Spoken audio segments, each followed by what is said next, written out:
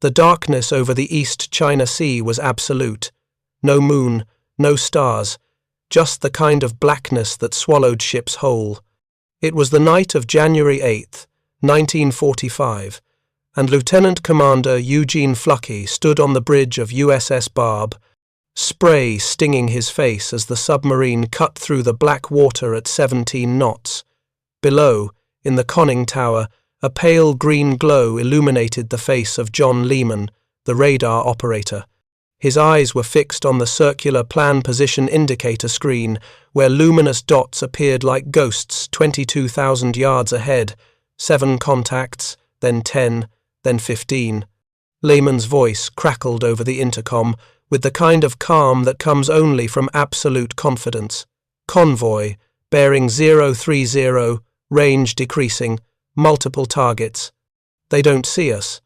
And they wouldn't, not until it was far too late. What Fluckey and his crew possessed that night was not merely technological superiority. It was something closer to a superpower. The SJ surface search radar mounted on USS Barb's conning tower could paint a picture of the ocean in pitch darkness that was more detailed than what the naked eye could see at noon. While Japanese lookouts strained their vision into nothingness, peering desperately for the silhouette of an attacker, the Americans could see everything: ships, their formation, their speed, their course. All of it displayed in luminous precision on a screen no larger than a dinner plate, updating every few seconds as the antenna rotated through 360 degrees of ocean. The Japanese convoy steaming toward them had no idea they were already dead.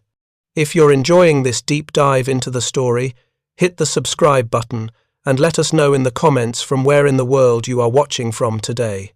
To understand how USS Barb became one of the most lethal submarines in naval history, sinking 17 confirmed ships and achieving what many considered impossible, you must first understand the invisible revolution that transformed submarine warfare in the Pacific. This is not a story about torpedoes or courage, though both played their roles. This is the story of a technology so dominant, so asymmetric, that it allowed American submarines to hunt on the surface at night while their enemies remained blind in the darkness. The radar that changed everything was designated SJ, 10 centimeters, S-band, innocuous technical specifications that concealed a weapon of devastating psychological impact.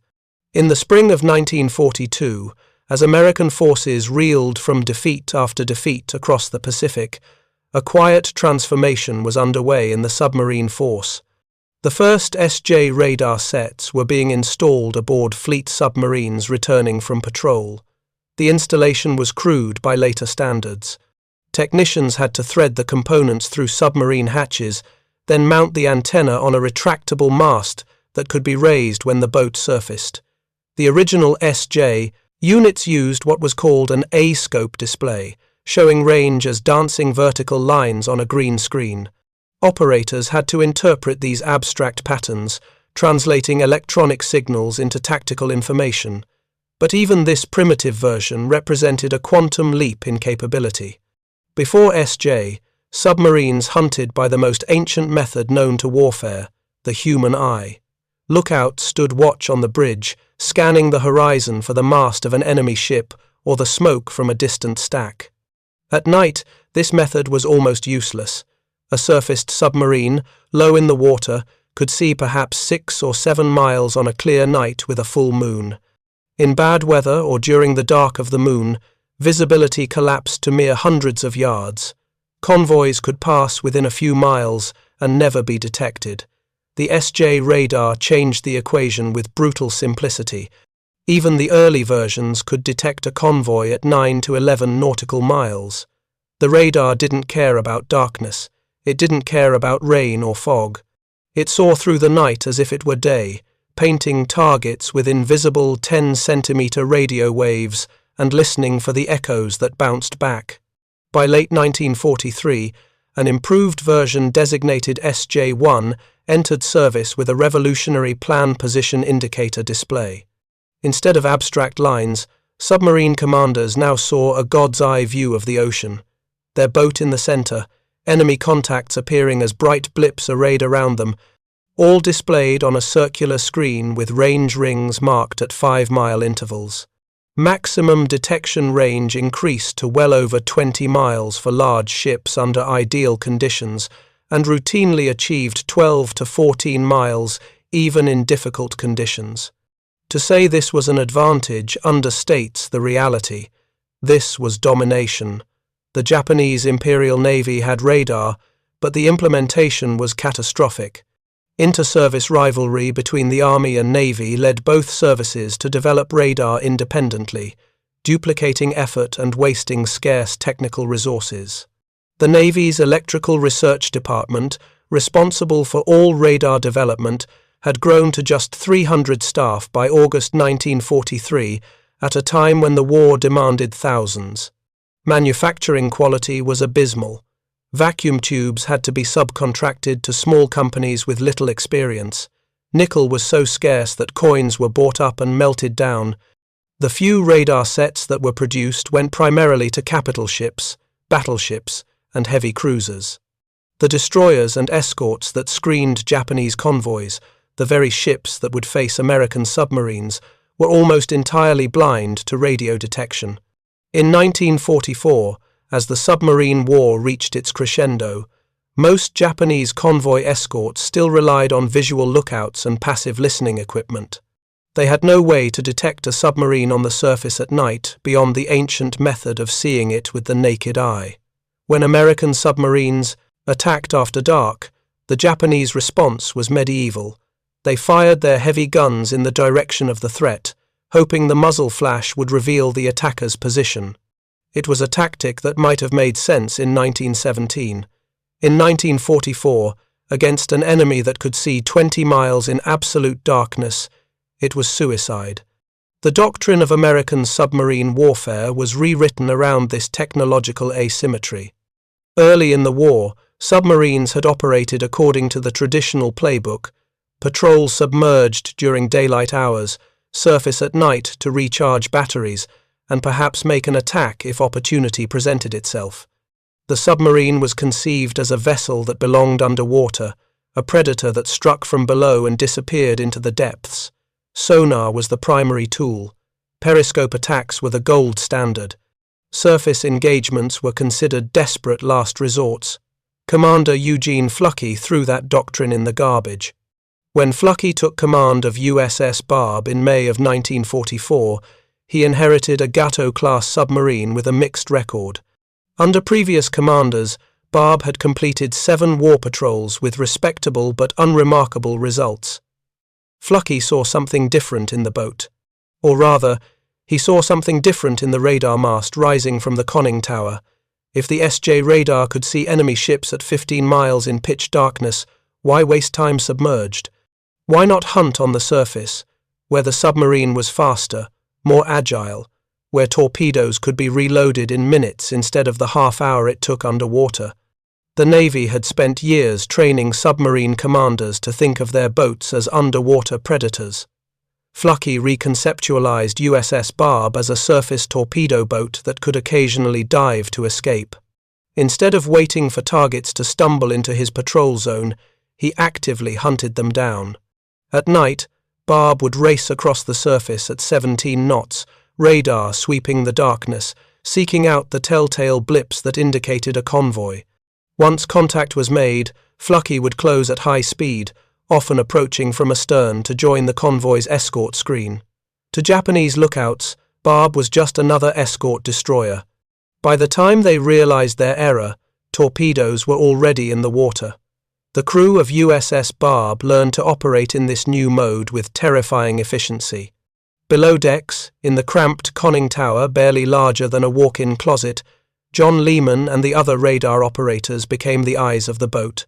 They tracked multiple contacts simultaneously, calling out bearing and range while updating the plot every few seconds. The TDC, the torpedo data computer, received constant inputs: target bearing from the radar, estimated course and speed, range closing or opening. Everything synchronized in real time, allowing Fluckey to maneuver the boat with precision that would have been impossible using periscope observations alone. The SJ Radar could do more than detect ships. In the shallow waters off the Chinese coast, the radar painted land masses with crystal clarity, providing navigation more accurately than anything possible with dead reckoning. USS Barb could creep into harbors under cover of darkness, using the radar to thread between rocks and shoals, staying close enough to shore that Japanese search aircraft would never think to look there. The radar became a tactical multiplier that enabled operations previously considered impossible. In the combat information center of a modern warship, the concept is familiar: multiple displays, overlapping sensor coverage, constant updates synthesized into a coherent tactical picture. In 1944, aboard a submarine in the Pacific, this was revolutionary. The Japanese had nothing comparable. Their convoy escorts operated in isolation, each ship relying on its own lookouts, coordination achieved through signal lamps and radio, both of which could be detected by American radio intercept operators. When USS Barb attacked a convoy at night, the Japanese couldn't coordinate a response because they couldn't even see where the attacker was. The psychological dimension of this asymmetry was profound. Imagine you are a lookout on a Japanese destroyer, screening a convoy through hostile waters on a moonless night. You stand on the bridge, binoculars pressed to your eyes, searching the darkness for any sign of threat. The ocean is black, the sky is black, everything blends into an undifferentiated void. Your vision range is perhaps a mile, maybe less. You know American submarines are out there. You know they hunt these waters. But you cannot see them, you cannot hear them. The only warning you might receive is the wake of a torpedo, and by then it is too late. The submarine could be 100 yards away or 5 miles. You have no way to know. The darkness is absolute, and within that darkness is an enemy that can see you perfectly. The radar aboard USS Barb showed enemy ships as bright green blips on the PPI scope, but it revealed something more valuable: formation.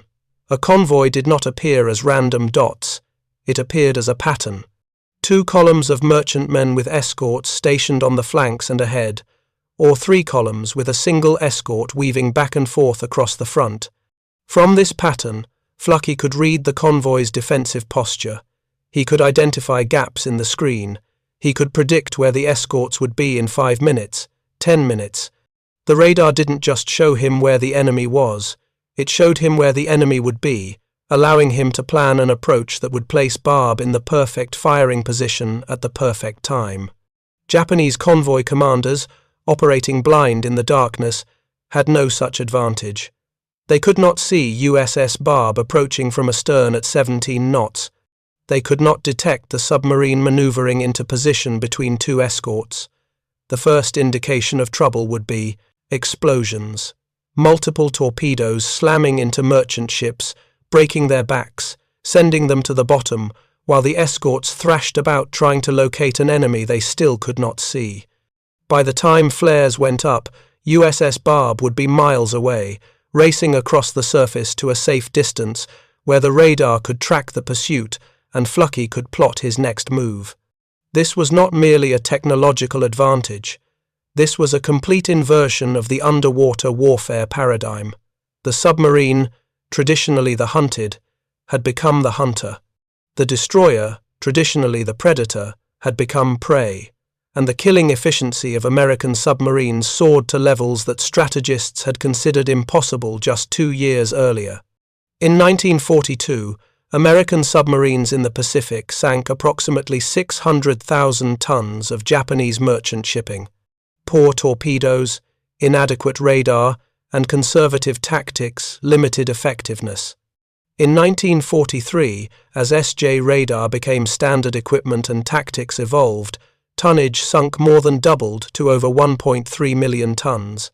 But 1944 witnessed something close to the apocalypse for Japanese logistics. American submarines destroyed 2.3 million tons of merchant shipping that year, an increase so dramatic that post-war analysts struggled to explain it through conventional factors alone. The explanation was not particularly complex. The radar worked, the Japanese had no counter to it, and commanders like Eugene Flucky learned to exploit the asymmetry without mercy. By the time USS Barb departed on her 11th war patrol in December of 1944, the tactics had been refined to brutal efficiency. The patrol area was the Formosa Strait and the East China Sea, waters choked with Japanese shipping, trying to move supplies to garrisons that were being cut off one by one as American forces advanced across the Pacific. Flucky's orders were straightforward: interdict enemy shipping, sink everything.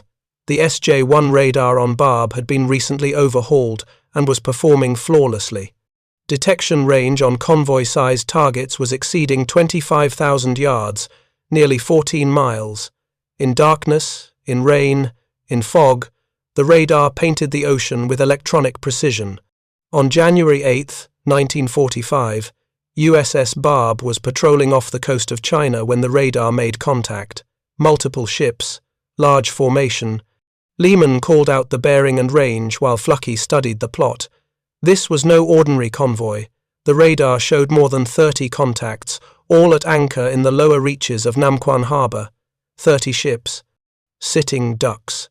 Protected only by the assumption that no submarine would be insane enough to penetrate a harbor in shallow, uncharted waters.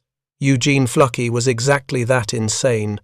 The attack that followed would earn him the Medal of Honor and USS Barb a Presidential Unit citation. But the deeper significance was what it represented about the evolution of submarine warfare. Armed with radar that could see through darkness and trained to think of his submarine as a surface attack vessel, Flucky had transcended every limitation that had previously constrained submarine operations. The weapon that made this possible was not courage. It was the rotating antenna on the mast above his head, painting targets at ranges the enemy could not imagine, providing tactical information in real time that transformed Barb from a blind underwater boat into an omniscient predator of the night seas. The radar could see 20 miles in darkness. The Japanese could see perhaps 1 mile on a good night, a few hundred yards in bad weather. This gap, this overwhelming asymmetry, defined the entire character of submarine warfare in the final years of the Pacific War. It was the secret that allowed 17-year-old radar operators like John Lehman to hunt veteran Japanese convoy commanders to extinction. And it was why, by the time the war ended, USS Barb had officially destroyed 17 enemy vessels, totaling 96,628 tons, compiled from aggressive night surface attacks that previous generations would have considered impossible. The SJ radar didn't just change tactics. It changed what a submarine could be. The technical specifications of the SJ radar system reveal why it proved so devastating in actual combat. The radar operated on S-band frequency at 10 centimeters wavelength, using a parabolic antenna that rotated continuously to sweep the full 360 degrees of horizon. Peak power output was 50 kilowatts for the original SJ, which sounds modest by modern standards but was more than sufficient for the task at hand. The antenna transmitted a brief pulse of radio energy, then listened for echoes bouncing back from objects on the surface. By measuring the time delay between transmission and echo, the system calculated range with remarkable accuracy. Direction was determined by noting which direction the antenna was pointing when the echo was received. The improved SJ-1 variant introduced in late 1943 featured a perforated parabolic antenna design that improved performance considerably. Maximum detection range increased to over 30 miles for large ships under ideal conditions, though operational range typically settled around 15 to 20 miles depending on target size, sea state, and atmospheric conditions. The plan position indicator display showed contacts as bright blips on a circular screen marked with range rings, providing an intuitive tactical picture that required minimal interpretation. The entire system was compact enough to fit through a submarine hatch for installation and maintenance, a critical design requirement that many contemporary radar systems failed to meet. What made the SJ particularly effective for submarine warfare was not any single technical feature, but rather the integration of multiple capabilities into a coherent system.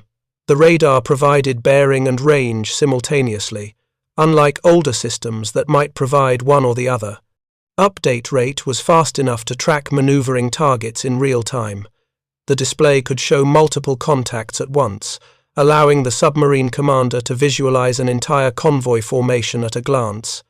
And perhaps most importantly, the system was reliable. In the patrol report for USS Drum's 11th War Patrol in October of 1944, the commanding officer noted that SJ radar detected peaks 3,000 feet high at ranges exceeding 100,000 yards, nearly 60 miles. Convoys were regularly detected at 25 to 30,000 yards and easily tracked at 15,000 yards or more. Material failures were limited to a few vacuum tubes, trivial maintenance that took minutes to resolve. The Japanese had nothing remotely comparable. Their Mark II, Model II surface search radar, introduced in 1944 on select warships, operated at 10 centimeters like the American SJ, but used a low-power magnetron design that severely limited range and reliability. Detection range was roughly 10 nautical miles under optimal conditions, less than half what American submarines achieved routinely. More critically, very few Japanese destroyers and escort vessels received radar at all. The equipment went to battleships and heavy cruisers, while the escorts that actually screened convoys remained dependent on visual observation and sound detection. Even those ships that did receive radar were reluctant to use it, fearing that radar emissions would give away their position to American direction-finding equipment. This fear was not entirely unfounded. American submarines did carry APR radar detection equipment that could detect Japanese radar emissions. But the Japanese response to this threat, shutting down their radars and operating blind, was exactly backward. The correct response would have been to use radar continuously and accept that the enemy might detect emissions, because the tactical information provided by radar was worth revealing your position.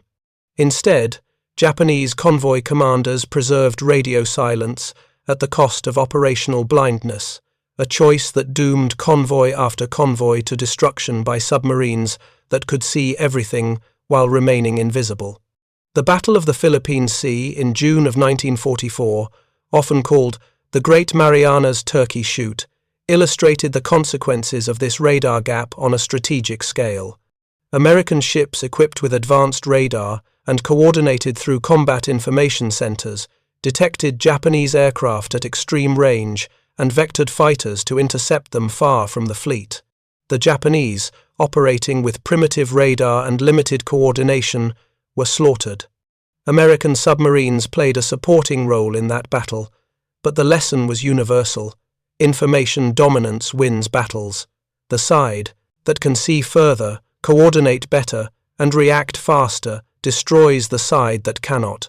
USS Barb's 11th War Patrol put these principles into practice at the tactical level with surgical precision.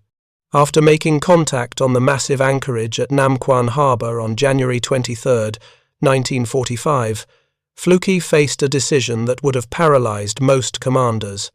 The harbor was in Chinese waters occupied by Japan, a sheltered anchorage where convoys staging for movement south could rest in relative safety.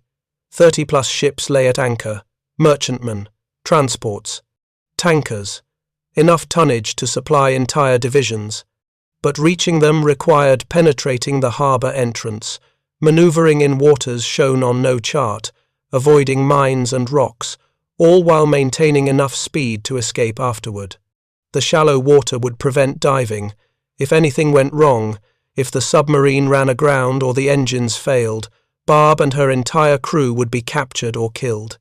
Fluke studied the radar plot and made his decision. They were going in. The attack plan was methodical. Barb would approach the harbor at night using radar to navigate by coastal landmarks.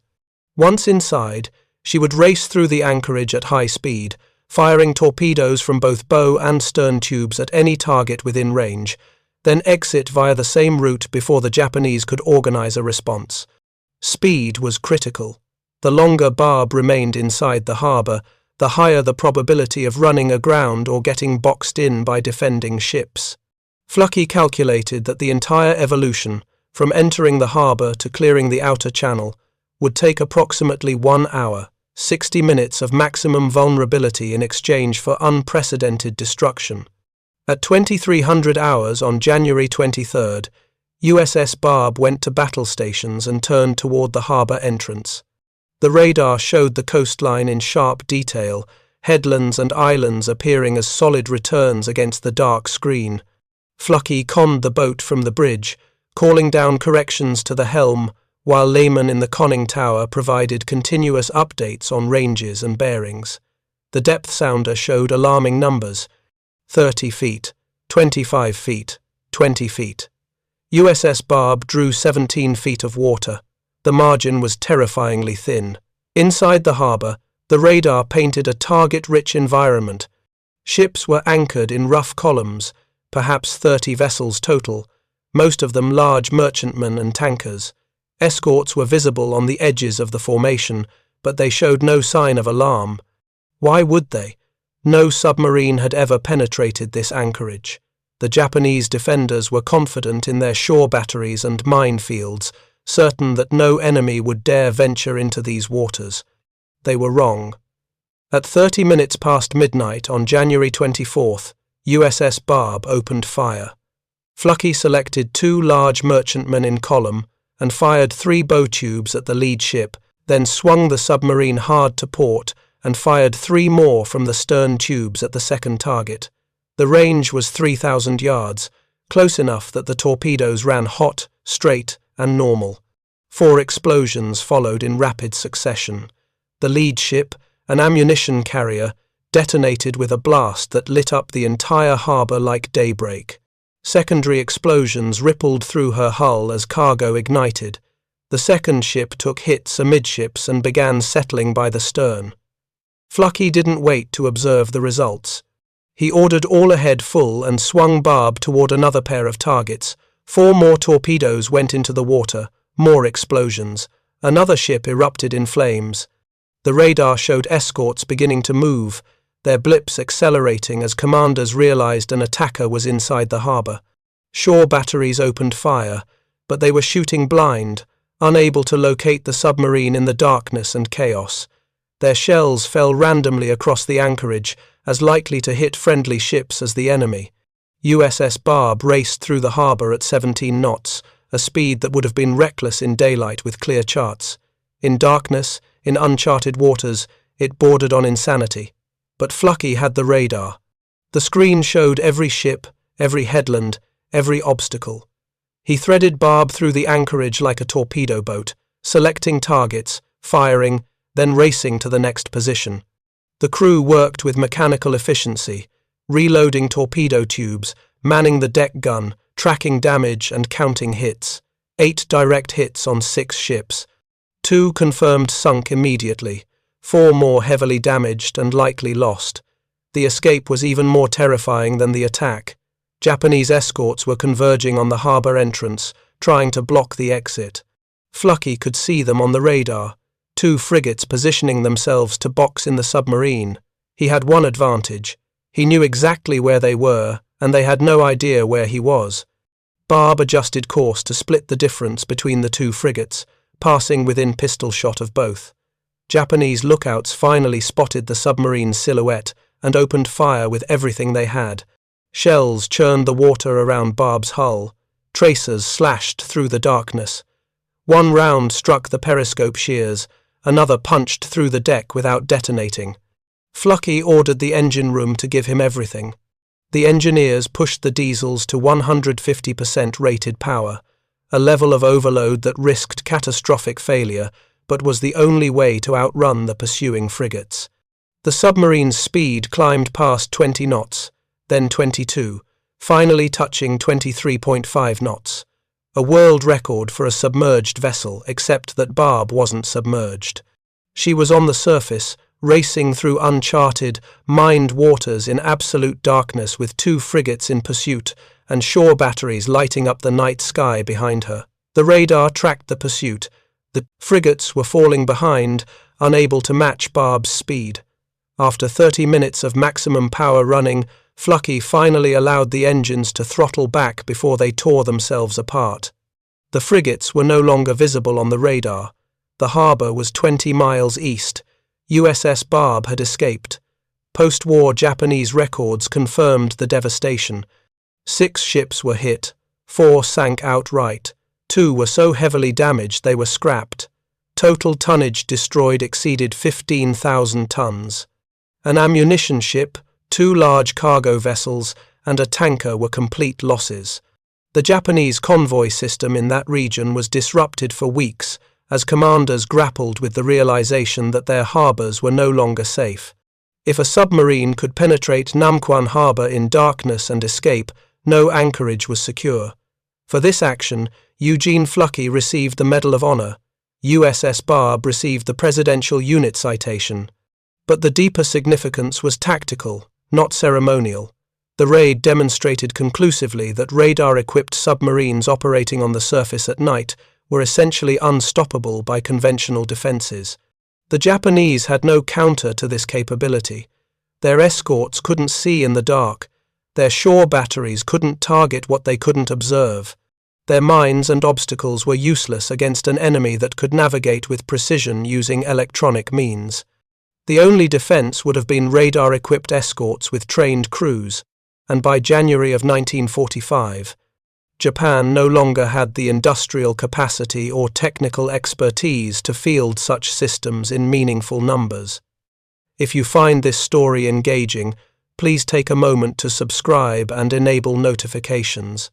It helps us continue producing in-depth content like this. The psychological effect of USS Barb's night surface attacks extended far beyond the ships destroyed. Japanese merchant captains knew they were being hunted by an enemy they could not see. Convoy escorts understood they were helpless to prevent attacks in darkness.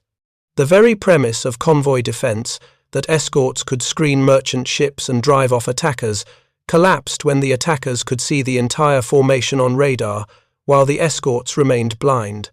Japanese shipping began sailing only during daylight hours, accepting the risk of air attack in exchange for avoiding the certainty of submarine attack at night.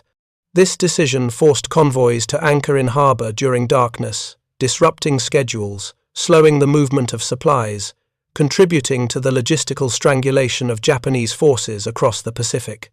Statistics supported this shift in tactics. By late 1944, night surface attacks accounted for the majority of successful submarine actions in the Pacific. Day submerged attacks became increasingly rare, used primarily in situations where radar was ineffective or when escorts were too alert for surface approach.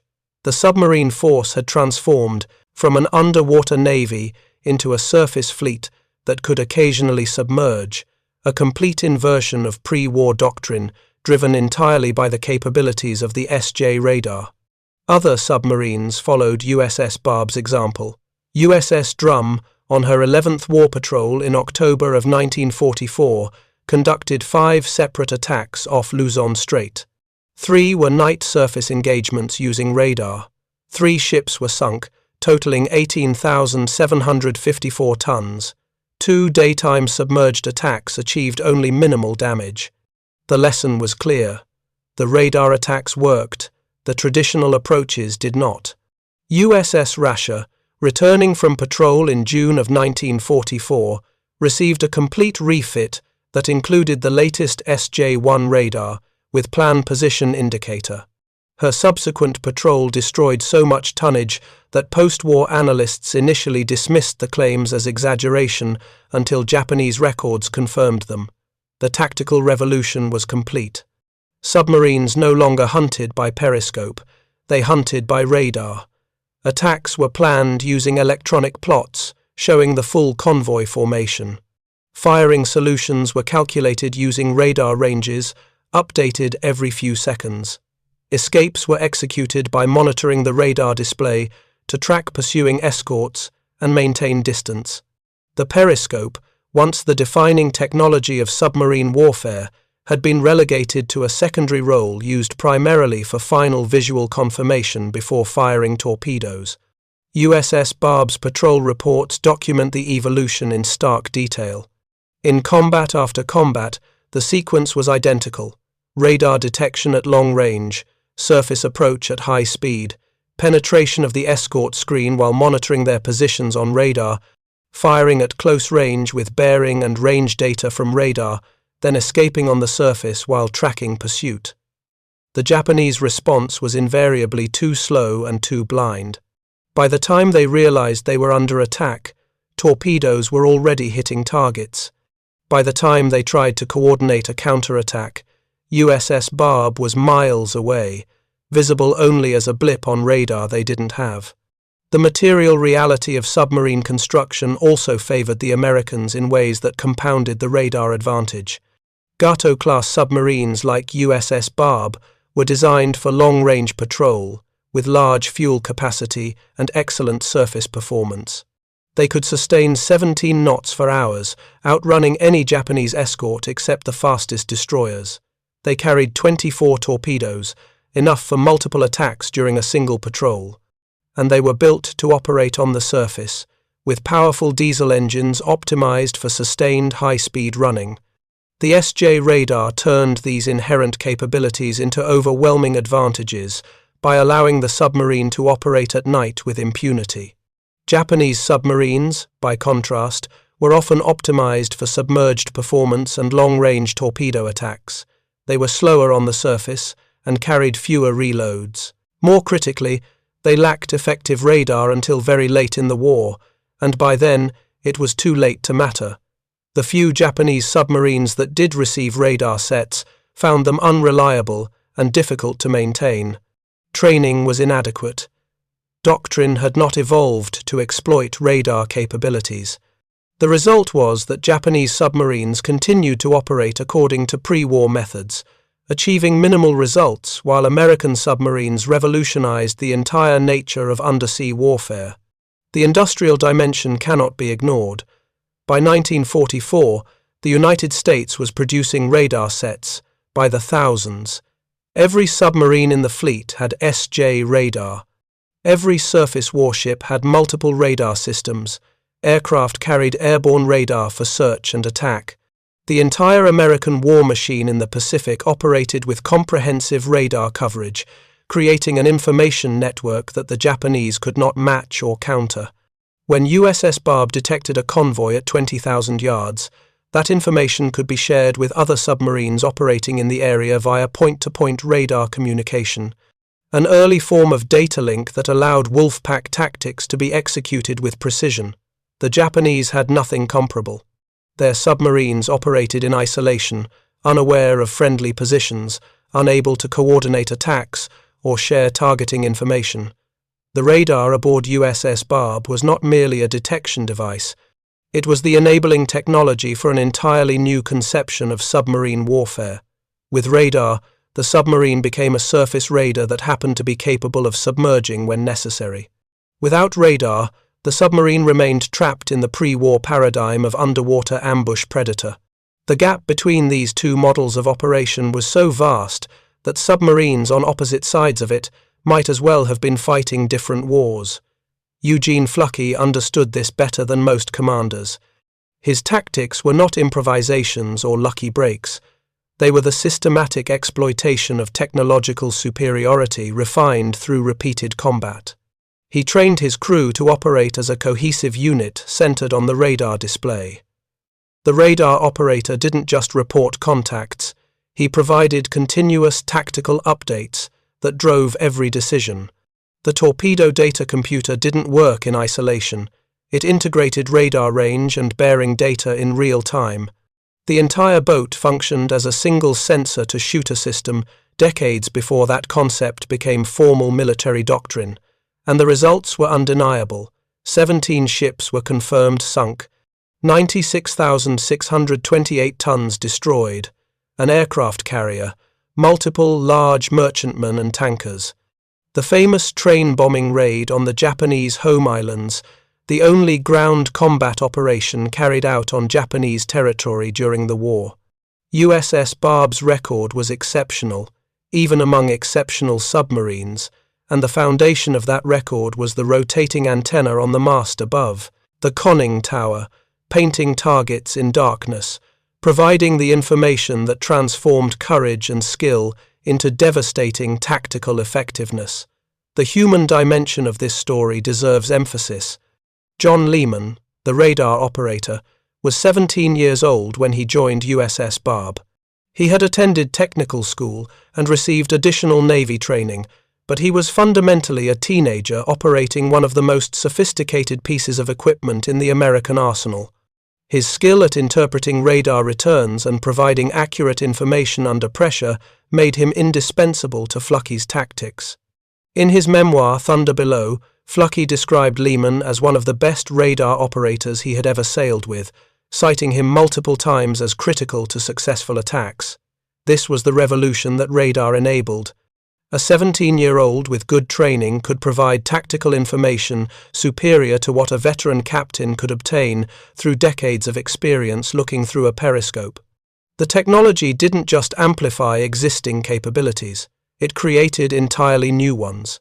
By April of 1945, USS Barb was operating off the coast of Japan itself, shelling shore installations with rockets and preparing for the famous train raid. The Japanese home islands were under direct attack by a submarine that could navigate coastal waters at night using radar, strike targets with impunity, and disappear before defenses could respond. The symbolic impact was immense, but the practical effect was limited by the simple fact that there wasn't much shipping left to sink. American submarines, enabled by radar, had destroyed the Japanese merchant fleet. What remained was hiding in harbors or had been converted to alternative uses. The convoy routes that once carried oil from the Dutch East Indies and supplies from the Asian mainland were empty. Japan was being strangled, and the SJ radar had tightened the noose. The war ended on August 15, 1945, with Japan's surrender. USS Barb was at Pearl Harbor preparing for her 13th war patrol when the announcement came. The patrol was cancelled. The fighting was over. For the crew, the transition from combat to peace was abrupt and disorienting. Men who had spent months hunting the enemy through dark waters suddenly found themselves with nothing to hunt. The radar that had been their greatest weapon, the technology that had allowed them to dominate the night seas, was no longer needed, but the impact of that technology would resonate for decades. USS Barb herself had a distinguished post-war career, though not under the American flag. She was decommissioned in February of 1947, then loaned to the Italian Navy in 1954 as part of the Mutual Defense Assistance Program. Renamed Enrico Tazzoli, she served the Italian Navy until 1972, when she was finally sold for scrap.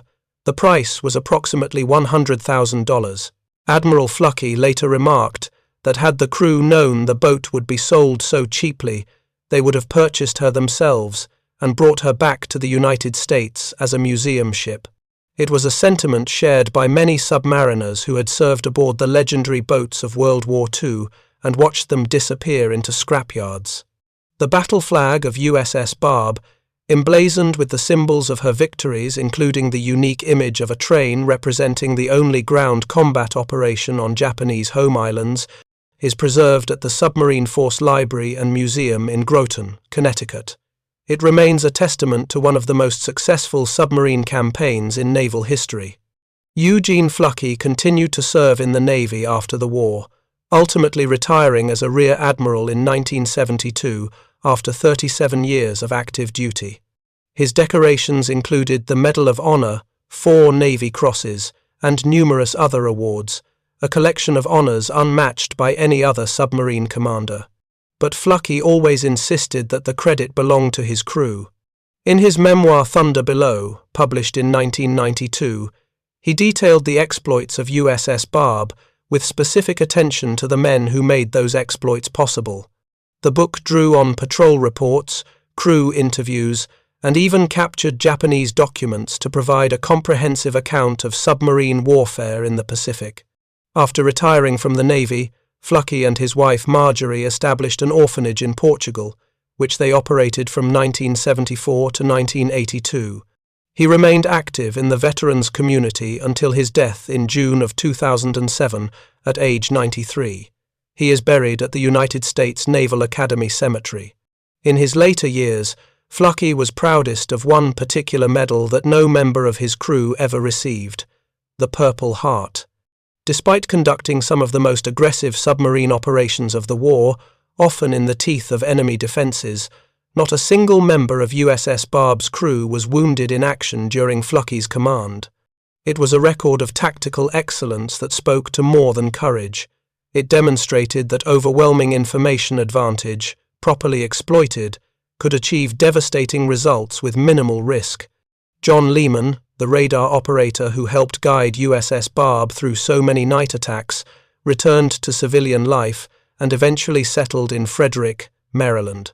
He lived quietly for decades, one of the last surviving members of Fluckey's legendary crew.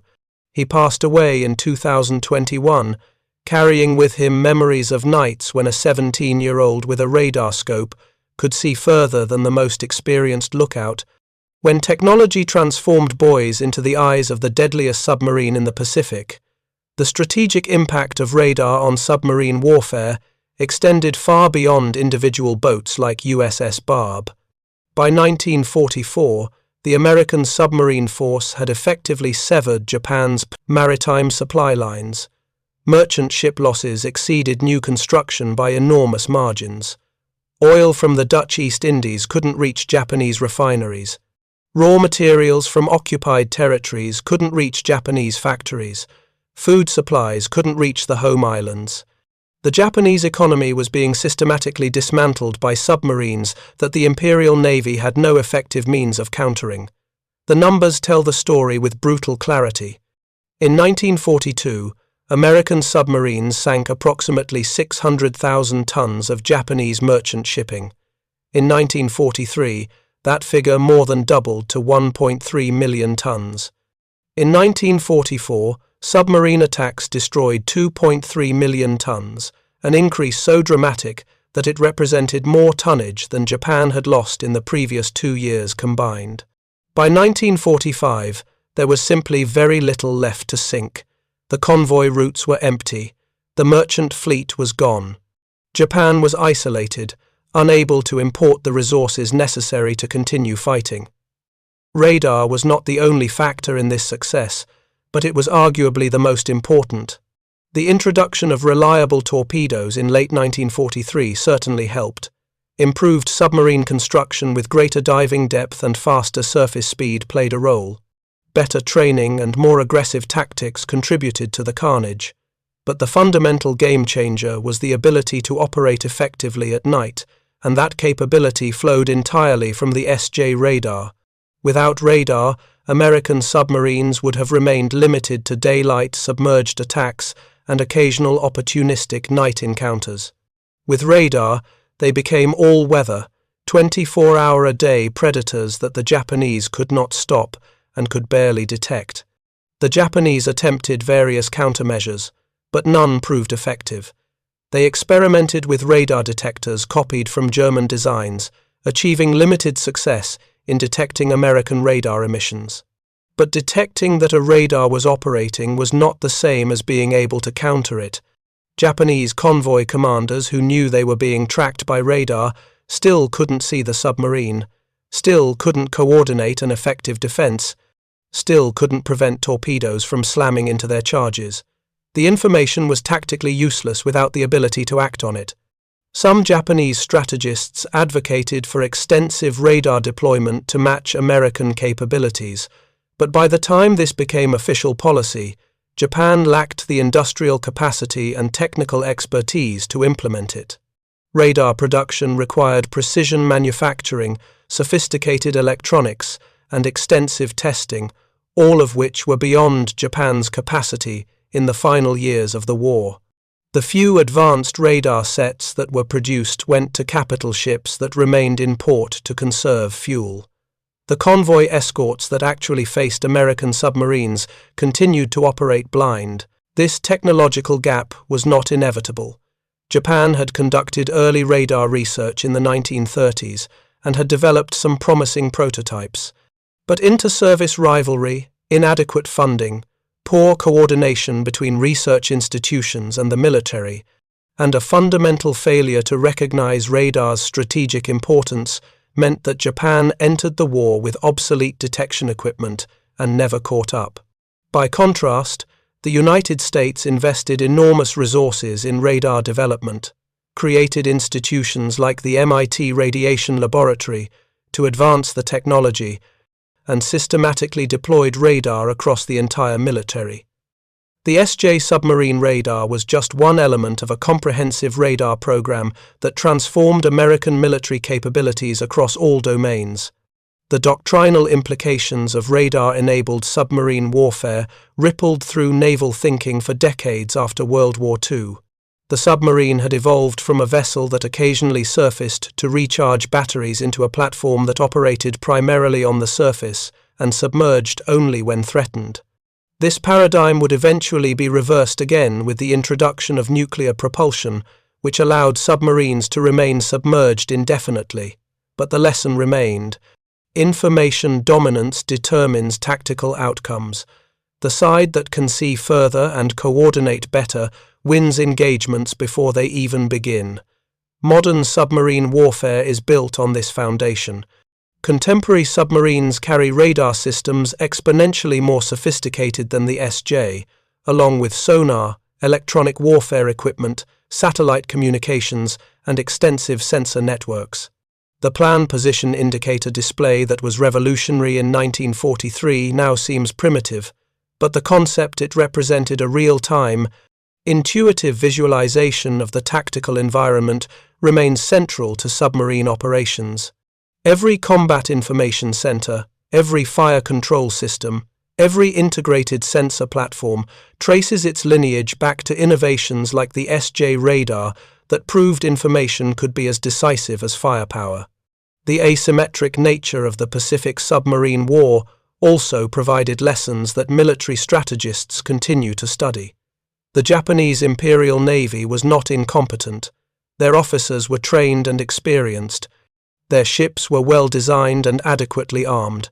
Their sailors were motivated and disciplined. But they operated without a crucial capability that their enemy possessed, and that gap made conventional measures of strength almost irrelevant. American submarines were not invulnerable. They could be sunk by depth charges, torpedoes, mines, or aircraft. 52 American submarines were lost during the war, representing 18% of boats that saw combat. But the submarines that survived achieved results far beyond what pre-war planners had considered possible, and the enabling factor was a technological advantage that the enemy could not overcome. The darkness over the East China Sea on that January night in 1945 was absolute, but USS Barb was not fighting in darkness. The pale green glow of the radar display illuminated every enemy ship, every escort, every obstacle and opportunity. What looked like insurmountable blackness to Japanese lookouts, straining their eyes into the void, was, for the Americans, a tactical map updated in real time, a god's-eye view of the battlefield that made night operations not just possible, but preferable. This was the secret that allowed USS Barb to sink 17 ships. This was the technology that enabled a generation of submarine commanders to rewrite the doctrine of undersea warfare. And this was the asymmetry that strangled Japan's capacity to wage war by severing the maritime supply lines that any island nation requires for survival. The SJ radar did not win the Pacific War by itself, but it won the submarine war, and the submarine war was decisive. By the time USS Barb completed her final patrol, the Japanese merchant fleet had been reduced to scattered remnants hiding in harbors, unable to move, unable to supply the armies and industries that depended on them. The radar had done its work. The darkness that once protected ships moving at night had become a hunting ground where American submarines reigned supreme, guided by electronics that penetrated blackness as if it were noon. Eugene Fluckey understood this on a fundamental level. His tactics, his aggressive surface attacks, his willingness to penetrate harbors and raid coastlines, all derived from a simple recognition If you can see the enemy and the enemy cannot see you, you have already won. The radar gave him eyes in the darkness. His genius was recognizing what those eyes made possible and having the courage to act on that recognition without hesitation. The 17 ships sunk by USS Barb represented more than tactical victories. They represented the culmination of a technological revolution that transformed warfare as fundamentally as any development in military history. The introduction of gunpowder changed medieval combat. The development of aircraft changed warfare in 3 dimensions. The invention of nuclear weapons changed strategic calculations at the highest level.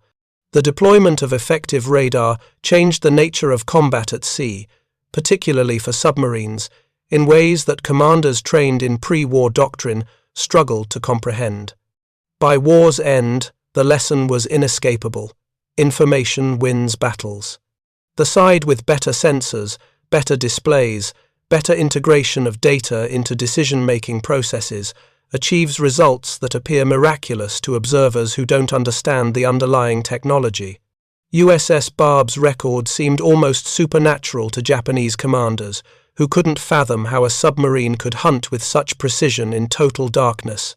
The answer was not supernatural. It was a rotating antenna transmitting 10-centimeter radio waves and, listening for echoes, mundane physics harnessed into a weapon system that proved more decisive than the torpedoes it guided to their targets. The men who served aboard USS Barb were not superhuman.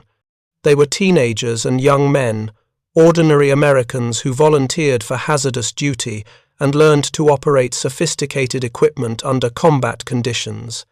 What made them extraordinary was the technology they wielded and their mastery of it. John Lehman watched the radar scope, calling out bearings and ranges, while the submarine raced through uncharted waters.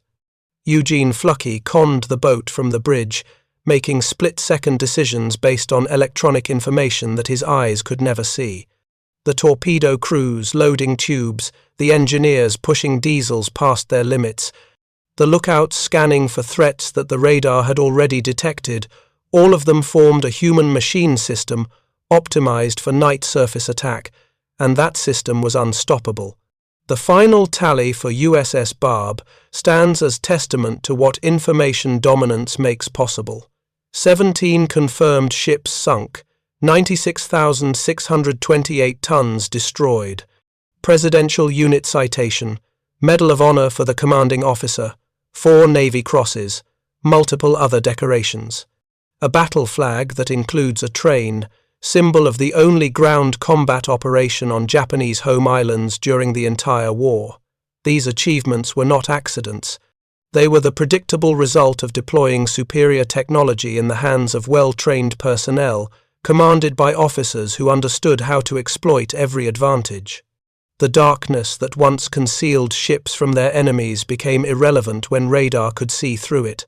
The night that once belonged to neither side became the domain of whoever could see furthest. And in the Pacific War of 1944 and 1945, the side that could see furthest was the United States Navy, equipped with SJ radar that painted targets at 20 miles, while the enemy remained blind at 1 mile. USS Barb saw 20 miles in darkness. The Japanese could barely see one. That gap, that technological chasm, was the difference between hunting and being hunted, between dominance and destruction, between victory and defeat. Thank you for watching. For more detailed historical breakdowns, check out the other videos on your screen now, and don't forget to subscribe.